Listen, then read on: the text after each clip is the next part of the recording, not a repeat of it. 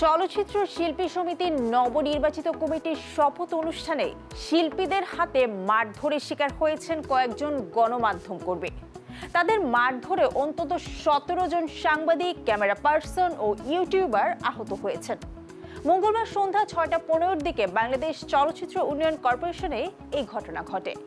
প্রত্যক্ষদর্শীরা জানিয়েছেন, অভিনেতা শিবা শানু, শিল্পী সমিতির নবনির্বাচিত সাংগঠনিক সম্পাদক জয় চৌধুরী ও আন্তর্জাতিক বিষয়ক সম্পাদক আলেকজান্ডার বো ও সহসভাপতি মাসুম পারভেজ রুবেল এই মারধরের ঘটনায় নেতৃত্ব দিয়েছেন।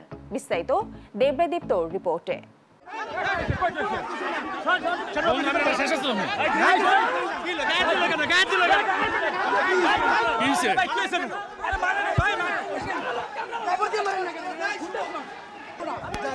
সাংবাদিকের গায়ে হাত দিচ্ছেন, কিন্তু আমরা কিন্তু কিছু করি না।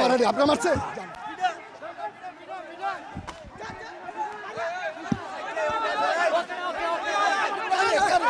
এটা কোনো রাজনৈতিক দল কিংবা পাড়া মহল্লার আধিপত্য বিস্তার নিয়ে দুপক্ষের সংঘর্ষ নয়।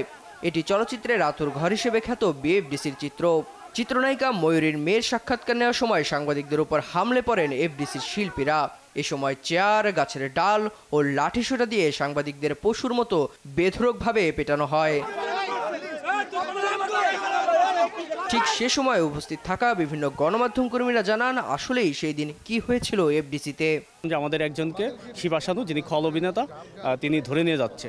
তখন আমরা যখন এগিয়ে গেলাম, দেখি যে বেশ কয়েকজন তার সাথে তাকে এলোপাতারি হাত তুলতেছে, থাপড়, ঘুষি, লাথি মারতেছে। জয় চৌধুরী এফডিসি শিল্পী সমিতির ভিতর থেকে জয় চৌধুরী একজন সাংবাদিকের ক্যামেরাতে লাথি মারে, সেই ফুটেজ পর্যন্ত আমার কাছে আছে, আমি সবাইকে দেখিয়েছি। দেখানোর পরে ওইখানে আরও কিছু মানুষ ছিল, হলুদ পাঞ্জি, বিশেষ করে হলুদ পাঞ্জি পরে একজন মানুষ ছিল, উনি তেরে এসে একদম ওইখান থেকে নেমে মাটির ভিতর তেরে এসে অকতর গালাগালি করে বলতেছে যে কে গায়ে হাত দিল, কে করছে, কে এর ধাক্কা দিছে। দিয়ে এই কথা বলার সাথে সাথে পিছনে অনেক এখনও প্রমাণ আছে যে অনেক ভাঙা চেয়ার আছে, সেই ভাঙা চেয়ারগুলো দিয়ে আমাদের উপর হামলা করা হয়। শিবা শানুকে আমরা যখন বলি যে আপনার কেন আঘাত করেছেন, তখন আমাদেরকে ধাক্কাটাকি করে উনি ভিতরে চলে গেছে। যখন আমরা মিতুল মামুনকে এক জায়গায় নিয়ে সেভ করেছি, এর মধ্যে ক্যামেরাম্যান হচ্ছিল ভিডিও করছিল।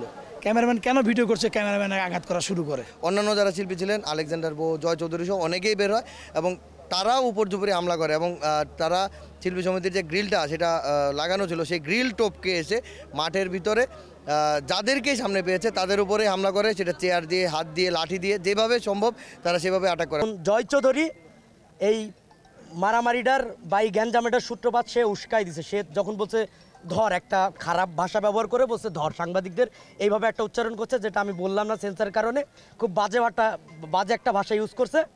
তারপরেই সবাই এলোমেলোভাবে তখন চেয়ার থেকে শুরু করে এই যে গাছের ডালপালা দিয়ে একবারে পশুর মতো সাংবাদিকদের পেটানো হয়েছে। এক নম্বর দাবিটা হচ্ছে যারা আহত হয়েছেন, হাসপাতালে রয়েছেন বা এখানে আছেন, প্রত্যেকের চিকিৎসার খোঁজখবর নেওয়া এবং ব্যয়ভার তারা বহন করবেন। শিবা শানু ভাই, তারপর জয় চৌধুরী এবং হচ্ছে আলেকজান্ডার ভো ভাই। তো আমাদের পক্ষ থেকে দাবি করা হয়েছে যে তাদের 3 জনকে কমিটি থেকে তাদের সদস্যপদ স্থগিত করতে হবে। যেহেতু এই শিল্পী সমিতির কমিটির মধ্যে রয়েছেন জয় চৌধুরী এবং আলেকজান্ডার ভো, তাদেরকে পদত্যাগ করতে হবে। ক্যামেরাম্যানের ক্যামেরা ভেঙেছে, বিভিন্ন ইনস্ট্রুমেন্ট ভেঙেছে, তো সেইটার ক্ষতিপূরণ প্রমাণ সাপেক্ষে আমরা যেটার প্রমাণ দিতে পারবো সেটার জন্য তারা ক্ষতিপূরণ দেবেন। শিল্পীরা এটার সঙ্গে জড়িত, তাদের বিরুদ্ধে যে কোনো গণমাধ্যম চাইলে মামলা করতে পারবে। এই বিষয়ে শিল্পী সমিতি কোনো ভেটো বা আপত্তি জানাবে না।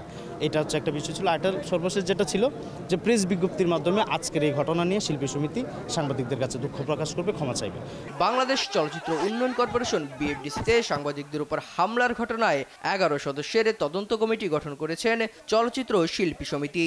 প্রযোজক আরশাদ আদনানকে প্রধান উপদেষ্টা করে গঠন করা কমিটিতে 5 জন সাংবাদিক ও 5 জন অভিনয় শিল্পী রয়েছেন। 23 এপ্রিল রাতে চলচ্চিত্র শিল্পী সমিতির সভাপতি মিশা সওদাগর ও সাধারণ সম্পাদক মনোহর হোসেন ডিপজল স্বাক্ষরিত এক প্রেস বিজ্ঞপ্তিতে এ তথ্য জানানো হয়।